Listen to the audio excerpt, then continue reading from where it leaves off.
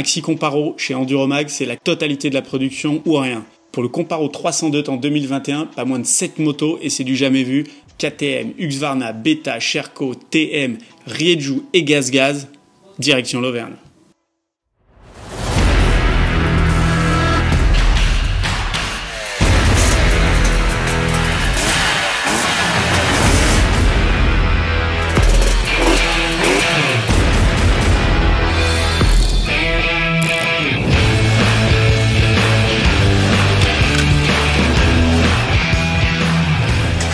Bonjour à tous et bienvenue sur la chaîne YouTube Enduromag. Je suis en compagnie de Pascal Leray pour les essais des 300 2021. Pascal qui est un ex-crossman mais pas que, un néo-enduriste, néo-alpin, donc voilà, qui pratique et qui va m'épauler sur ce comparatif. Donc ces 300, on peut les diviser en 3 catégories. Les 100% injection avec l'Husqvarna, la KTM qu'on connaissait déjà et puis la nouvelle GazGaz très proche de ces deux motos. La vraie nouvelle injection finalement c'est l'ATM qui va venir un petit peu compléter cette offre des TPI avec son propre système d'injection. Et puis après on a les motos à carbu mais qui adoptent quand même le balancier d'équilibrage. Donc on va dire une génération qui s'améliore un petit peu techniquement avec la Beta, la Sherco. Pour Sherco c'est vraiment une première, la Beta c'est déjà la 3e année où elle adopte ce balancier d'équilibrage. Et puis enfin une moto plus old school entre guillemets, la Rieju qui est un petit peu la nouvelle ancienne GazGaz et qui propose elle une moto sans balancier d'équilibrage et à carburateur. Donc maintenant il ne reste plus qu'à les rouler. On est ici en Haute-Loire sur les terres de Manuel Beupart qui nous a concocté une boucle mixant spécial et sous-bois et on va partir avec Pascal pour voir ce que ça donne.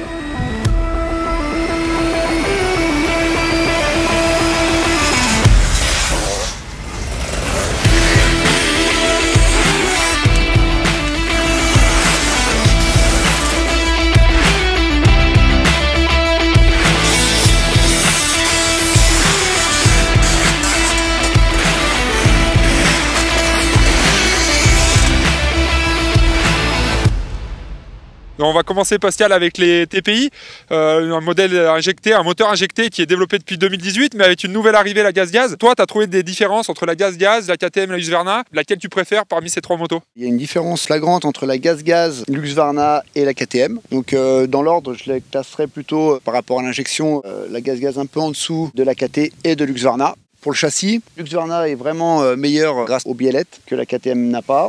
Et on voit aussi donc avec la GazGaz que ça travaille bien aussi avec les biellettes. Et puis des différences aussi sur les freinages, sur ces 3 motos qui n'ont pas les 3 marques différentes de freins. Voilà ce qu'on peut dire sur ces trois autrichiennes. On vous la présente comme la vraie fausse nouveauté de l'année, c'est ainsi qu'elle est décrite dans Enduromag 112. Pourquoi? Tout simplement parce qu'elle partage la même plateforme technique que la KTM et la Husqvarna. Alors est-ce à dire que c'est la même? Eh bien non, et c'est un petit peu ce qui nous a déçus. La cause, c'est son comportement moteur, plus vif, un peu plus sèche, moins riche en carburation on pourrait dire. C'est le constat qu'on a eu avec cette machine qui nous a un peu rappelé les premières TPI. Parmi les 7 motos de ce comparatif, la Husky est celle qui évolue le moins. Vous le verrez, c'est l'une des préférées de nos essayeurs, alors notamment grâce à un moteur qui, s'il n'est pas fun, s'avère super efficace et une partie cycle super confortable, notamment grâce aux biellettes qui font vraiment la distinction de la Husky par rapport à sa cousine KTM.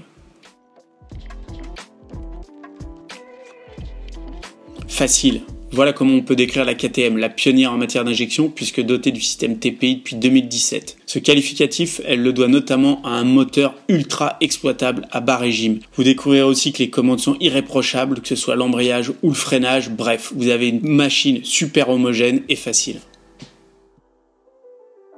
On continue avec une italienne qui elle aussi adopte l'injection cette année. On sait que c'est une moto que tu avais pu essayer par le passé et qui t'avait plu. Pour toi, qu'est-ce qui apporte cette injection? Quels sont les changements sur cette 300M? Il y a un changement, ça fait un petit peu bizarre au début entre la première, deuxième vitesse, ça choque, ouais. Moi ça m'a un petit peu déçu. J'avais pour mémoire d'une super moto où je m'étais régalé pendant quelques jours avec. Après c'est vrai que la finition, le châssis, la position, tout tombe super bien. Un petit peu déçu de cette injection, ouais. C'était l'une de ses chouchoutes, hein, si ce n'est sa favorite l'an passé en version 2020 à carburateur. La 300TM passée à l'injection n'a pas pu convaincre Pascal Leray. La faute à une préconisation constructeur en conditions froides que l'on ignorait, que l'on a découvert après l'essai, à savoir qu'il faut, comme par le passé on pouvait le faire, calfeutrer l'un des deux radiateurs pour permettre au bouilleur TM de monter en température et à l'injection de fonctionner convenablement. Une petite manipulation qui nous paraît un peu anachronique au vu de toute la modernité de cette machine. Si tu aimes les carburateurs, tu as peut-être été ravi par les deux suivantes, des modèles à carburateur, donc la Beta et la Sherco. Une nouveauté pour la Sherco en 2021, elle adopte elle aussi le balancier d'équilibrage, comme la Beta. Qu'est-ce que tu as pensé de ces modèles à carburateur? Pour toi, c'est encore de l'avenir? Oui, ça a de l'avenir. On a l'impression de ne pas avoir de différence quasiment avec les injections. Elles sont bien réglées en carburation. Elles ne cherchent pas d'essence quand on est à l'arrêt. Quand on reprend, c'est pas bourré d'essence. C'est vraiment bien. Enfin, pour la Beta et la Sherco, c'est vrai que le carbu a encore de l'avenir. Ouais, c'est un beau duel entre chaque moto. Ça va pas être facile de faire un classement. Coup de cœur du Comparo 2020, la Beta confirme tout le bien qu'on pensait dans sa version 21 grâce notamment à un moteur, je cite, quasiment proche de la perfection. Voilà, c'est écrit noir sur blanc dans EnduroMax 112, vous découvrirez tout le bien qu'on pense dans toutes les situations de ce moteur.